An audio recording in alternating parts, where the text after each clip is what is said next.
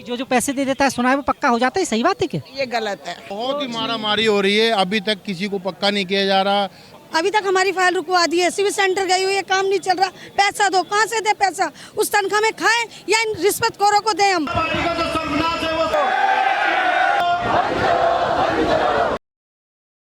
ने क्या कहा आपको?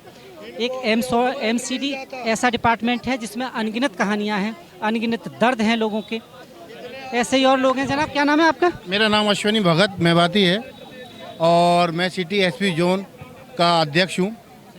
सिटी एसपी जोन का अध्यक्ष हूँ। तो आपके जोन में भी बड़ी मारामारी, बहुत ही मारा मारी हो रही है, अभी तक किसी को पक्का नहीं किया जा रहा। मेडिकल कैश काट दिए, पैसे कटने लगे, पैसे कट रहे हैं, पैसे कट रहे हैं उनके 3 महीने से पैसे कट रहे हैं। उनको कार्ड का अभी तक कोई सुविधा नहीं दी गई है और बहुत ही ज़्यादा जाके अपने ऑफिस तो कट रहे, कार्ड कहाँ है हमारा? हाँ, हमने पता किया तो उन्होंने बताया कि अभी आने वाले हैं, अभी देंगी सरकार। शीला रेखा गुप्ता जी आपको अप्रूवल देंगी हमारे को, जब जाके देंगे। और रेखा गुप्ता जी ने ये कहा कि आप कर्मचारियों के पैसे काटिए, पैसे काटिए। रेखा गुप्ता जी ने बोला, CM जी ने बोला कि उनके मेडिकल कैश लाश के कार्ड के जो पैसे हैं वो काटो, प्लस कार्ड अभी लेट देंगे हम उनको, कमाई हो सके। हाँ, ताकि कमाई हो सके, बीजेपी की कमाई हो सके, रेखा गुप्ता जी की कमाई हो सके। परमानेंट का काम इस तरीके से रोक रखा उन्होंने कि किसी और मतलब जो आई हमारी डिपार्टमेंट सीधा मुझे एक चीज बताइए, ऐसा नहीं है कि पक्के नहीं हो रहे लोग, पहले भी हुए हैं कई सालों से। पक्के हुए हैं, जो लेकिन पैसे दे देता है, मैं सीधे शब्दों का हाँ जी, जो पैसे दे देता है उसके लिए पॉलिसियां कैसे बन जाती है, सब कुछ पेपर भी ठीक हो जाते हैं, सब कुछ। और जो ईमानदारी से अपना काम करता है, सिर्फ पैसे नहीं है, वो कैसे उलझ जाता है? क्योंकि नेता जो बड़े जो नेता हैं तत्वे के, बीजेपी के, वो आला अधिकारी से मिलते हैं, आला अधिकारी को दोष देते हैं कि ये मेरी यूनियन से है और मेरे नेतृत्व के अंदर है बीजेपी के और इतने पैसे देगा, इस फाइल को आप जल्द से जल्द पक्का किया जाए। तो उस तरीके से वो पक्के हो रहे हैं अभी तक।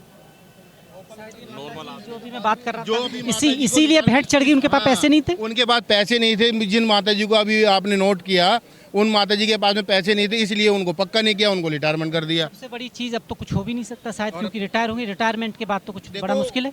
हो भी सकता है, अगर सरकार चाहे, शीला और रेखा गुप्ता जी चाहे तो सब कुछ हो सकता है, वापिस हो सकते हैं ऑर्डर वापिस हो सकते हैं। उनकी परेशानी को देखो, उनकी आर्थिक स्थिति को देखो, उनका जिम्मेवार मानते हैं ये सब चीजें जो इतने सारी रेखा गुप्ता जी तो अभी आई हैं। मैं तो सालों की बात कर रहा हूँ, सालों से, तो ये समझ लो सदियों से जो चला आ रहा है MCD में, तो उस भ्रष्टाचार की बात कर रहा हूँ। भ्रष्टाचार की जो बात कर रहे हैं सर, हमारे निरंजन बिल्लान जी बोलेंगे इस विषय के अंदर भ्रष्टाचार के बारे में। भ्रष्टाचार जो एक MCD ऐसा डिपार्टमेंट है जहाँ भ्रष्टाचार की जड़ें इतनी गहरी हैं कि पाताल को भी पार कर गई हैं शायद। सर मेरा नाम निरंजन बिरला है और हम भी देख रहे हैं लगातार भ्रष्टाचार, तो ये जो सदियों से चलता हुआ है, आज भी है, आगे भी रहेगा। भ्रष्टाचार इस देश से कभी खत्म नहीं होगा। आप कह रहे हैं ये जो लोग हैं सब, इनकी हालत सदैव ऐसी रहनी है, क्योंकि जब भ्रष्टाचार ही खत्म नहीं होगा तो ऐसे ही रहेगी, सीधी बात है। ना ये कभी 2 लाख 3 लाख 4 लाख इकट्ठा कर पाएंगे, ना कभी ये पक्के हो पाएंगे सर। आपको ये सरकारों की जो जिम्मेदारी है ये भ्रष्टाचार को खत्म करना, लेकिन जैसे जो चलता हुआ शुरू से वैसे आज भी देख रहे हैं, हम देख रहे हैं, हम कितनी भी कोशिश कर लें। बड़ा स्पष्ट सा सवाल पूछना चाहता हूँ, अगर हम बात करें दरोगा, इंस्पेक्टर, तकरीबन जो लोग हैं वो आपके ही समाज से आते हैं, तकरीबन इस पोस्ट पे बैठे हैं। सुनते रहिए, पहले सुन लीजिए। उसके बाद जो सफाई कर्मचारी हैं वो भी सेम समाज से आते हैं। तो जो आरोप कभी कभी लग जाता है कि हमारा तो ये शोषण कर रहा है, शोषण तो आपके अपने लोग कर रहे हैं, उनको कैसे सिखाएंगे? उनको भी तो दिखना चाहिए इनका दर्द, तो हमारे अपने हैं, अपने ही अपनों को जब काटेंगे, इस तरह की चीज़ें करेंगे, शायद हो सकता था बेहतर हो जाता, अच्छी पोस्ट पे बैठे हुए हैं लोग। बिल्कुल ऐसा है, सब अधिकारी हैं जो सब भ्रष्ट नहीं है, अच्छे लोग भी हैं। मैंने कहा बिल्कुल सही बात है। डिपार्टमेंट में जो है अच्छे लोग भी हर जगह मिलेंगे, बुरे लोग होते हैं तो फिर अच्छे भी होते हैं। तो सब अधिकारी ऐसे नहीं है बस सारे के सारे बुरे हैं, बहुत लोग अच्छे भी जो मदद करते हैं कर्मचारी की। लेकिन कि जब अच्छे होते ना तो जो माता जी रो रही थी ना वो शायद पक्की हो चुकी होती। आप एक चीज़ मुझे बताइए, मुझे पूरा प्रक्रिया पता है, इसलिए आपसे बात कर रहा जी, जी, हूँ, जी। क्योंकि मुझे पूरा नॉलेज होता है, मैं तभी बात करता हाँ जी, हाँ हूँ। जी। इन माता जी का गुनहगार तो वो एसआई इंस्पेक्टर, क्योंकि फाइल वहीं से जाती है। हाँ। अगर वो चाहता बिल्कुल। तो फाइल पहले जा चुकी होती और पक्की भी हो चुकी होती। इसमें गलती किसकी? मैं बड़े अधिकारी की गलती नहीं मान रहा। बड़े अधिकारी को, जो आप सिविक सेंटर की बात कर रहे हैं ना, उनके पास फाइल लास्ट में आती है, सब कुछ होने के बाद। गुनहगार वो उतने नहीं है जितना वो अधिकारी है जो एसआई। बिल्कुल नहीं, आप बिल्कुल इस बात को सही कह रहे हैं, हम आपकी बात को मानते हैं। जो नीचे से जो फाइल चलती है, वो जो नीचे वाले जो हमारे अधिकारी हैं, जो वार्ड के अंदर जो सुपरवाइज़र हैं, गलतियां वहाँ से होती हैं। और मैं फिर आपको कह रहा हूँ, सारे अधिकारी भी गलत नहीं हैं।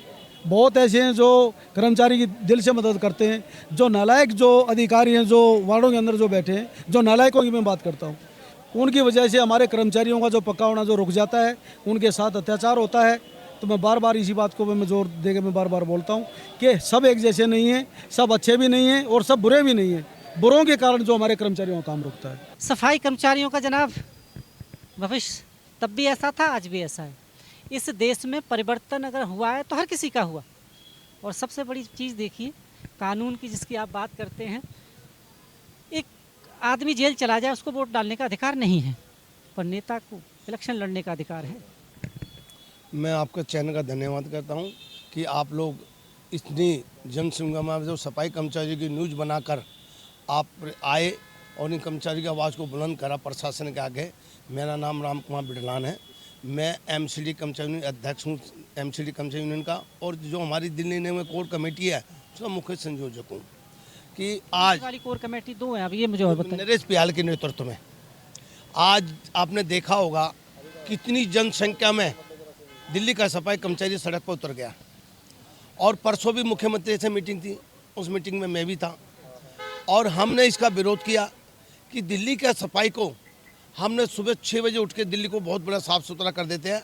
जब तक कोई ऊपर पब्लिक के लोग सो को उठते हैं, जब तक साफ़ सुथरी हो जाती है हमारे बच्चे को, हम अपने बच्चों को स्कूल नहीं भेज पाते।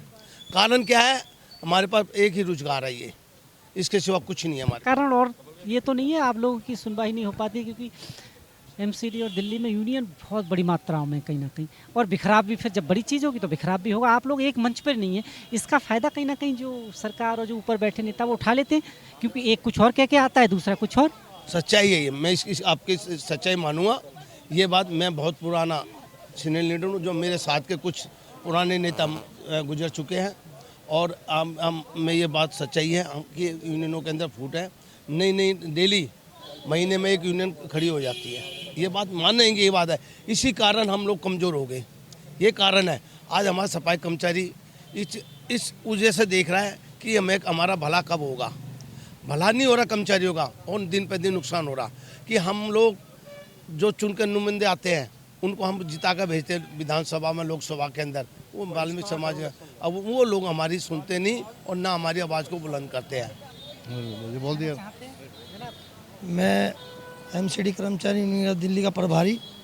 मैं आपके चैनल के माध्यम से मैं दिल्ली के सफाई कर्मचारियों की आवाज़ उठाना चाहता हूं, और अभी उठाई भी है। कितने लोग, कम से कम भी हमारे साथ 5000 लोग थे। और मैं ये कहना चाहता हूं, जो दिल्ली की सफाई कर्मचारी लोग हैं, हमारे सुबह 4 बजे अपनी माताएं बहनें हमारी घर से निकलती हैं, और वो अपने बच्चों की पढ़ाई भी नहीं करा पाते, हम शिक्षक नहीं हो पाते। और हम ये आपके चैनल के माध्यम से आवाज़ उठाना चाहते हैं कि ये सोई हुई सरकार, ये बीजेपी की सरकार, रेखा गुप्ता जी को बता देना चाहते हैं कि हमें नज़रअंदाज ना करे। हम दिल्ली में सरकार बनाना जानते हैं तो सरकार गिरवाना भी जानते हैं। भाई 25 साल हो गए हमें। अभी हैं सर्विस में? हाँ, बच्चे में है, पक्के में? 2 दिन मिलते हैं, 25 साल हो गए। अब ये बताओ कब तक एज देखो, कब तक कम चले जाए। कितने साल हो गए आपको? मुझे हो गया 2004 की लगी हुई हूँ मैं। आप जनरल में थे या किसी उस पे लगे थे, किसी की जगह? लगे थे अपने एमसीडी में। पक्के होने की कोई पैसे नहीं रहे होंगे ना देने के लिए आपके पास? अब पैसे नहीं है, पैसे कहाँ से देंगे?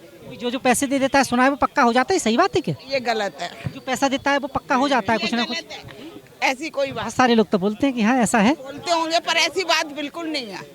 तो आप पक्की क्यों नहीं हुई फिर, मुझे ये बताइए। बस जब करेंगे नंबर वाइज, सीरियल वाइज करते हैं। कौन से सन में लगी? 2004 में लगी। आप तो हैं? नहीं है भाई, और 2 दिन 3 थोड़े दिन में आपकी तो उम्र हो जाएगी, फिर कह देंगे आप रिटायर। पक्के होने की सारी सीमाएं खत्म। फटाफट कर देंगे रिटायर, हाथ में दे देंगे लेटर क्या करेंगे, किसको रोएंगे? जनाब देख लीजिए अब आप, कहानी अनगिनत है। धन्यवाद आपका देखने के लिए।